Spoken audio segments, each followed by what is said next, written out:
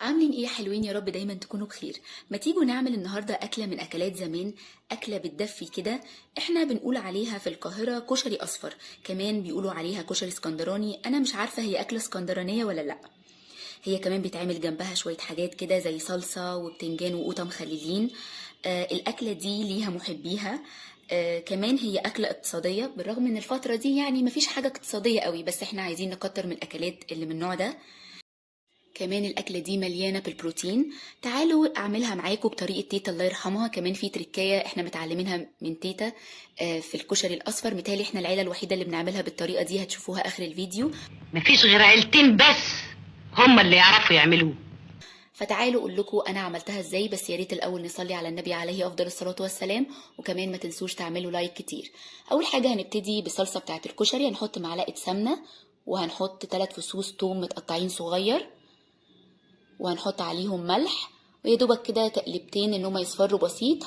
هنحط عليهم خل، معلقه ونص خل. اللي بيتعب من الخل ما يحطش. بعد كده بقى دول 4 أو 5 طماطميات كبار معصورين او مبشورين هنحطهم، وهنحط معلقتين صلصه. طبعا الصلصه انتوا تتحكموا في الكميه بتاعتها. وهنحط معلقه صغيره سكر عشان الاسيديتي بتاعت الطماطم. هنظبط بقى الملح، وهنحط فلفل اسود، وهنحط شطه. انا كنت نسيت الكمون، هحطه معاكم في الاخر. هحط بس نص معلقه، نص مكعب مرقه خضار.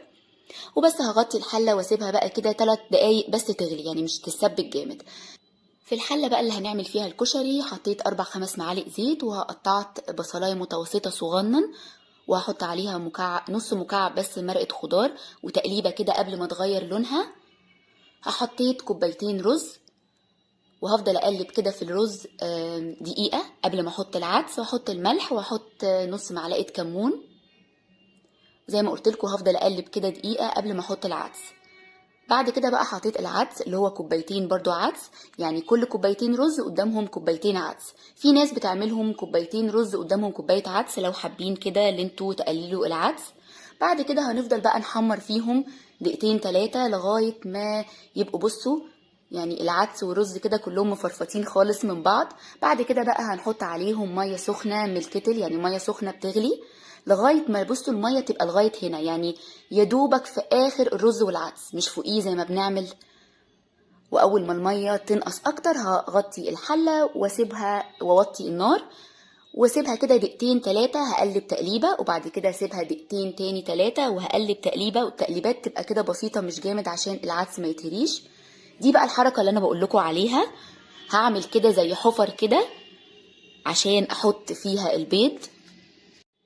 كل الناس متعوده بتعمل الكشري الاصفر ان هي بتسلق بيض جنبه وبتدحرجه في سمنه كده، لكن تيتا كانت معلمينا الله يرحمها الحركه دي، اللي هي بتعمل حفر كده في الكشري قبل ما يستوي كده ب5 أو 7 دقايق، وبنحط فيه البيض العدد اللي انتوا عايزينه، وبنحط فوق كده الوش ملح وفلفل، وبنغطي الغطا وبنسيبهم اخر 5 أو 7 دقايق كده هما بيستووا. بصوا انا كنت ناسيه زي ما قلت لكم احط الكمون، حطيت نص معلقه كمون بس على الصلصه. هي اصلا كده خلاص كانت استوت. بصوا احنا مش عايزينها تقيله قوي، انا زودتها كمان نص كوبايه ميه.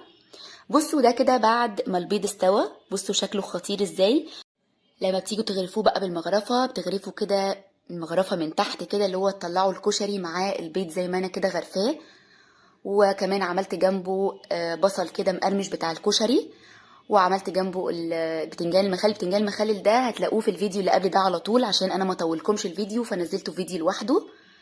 خطير. احنا محتاجين نجدد كده في الاكل، وزي ما قلت لكم هي اكله كده بتفتح النفس حلوه قوي. انا قلت افكركم بيها بما ان احنا لازم نزود في الاكلات الاقتصاديه اليومين دول. جربوها بقى بطريقتي او بطريقه تيتا، هتعجبكم قوي ان شاء الله. وبكده يكون الفيديو خلص. يا رب يكون عجبكم. لو عجبكم ما تنسوش تعملوا لايك وشير كتير. بحبكم قوي وهتوحشوني قوي. باي باي.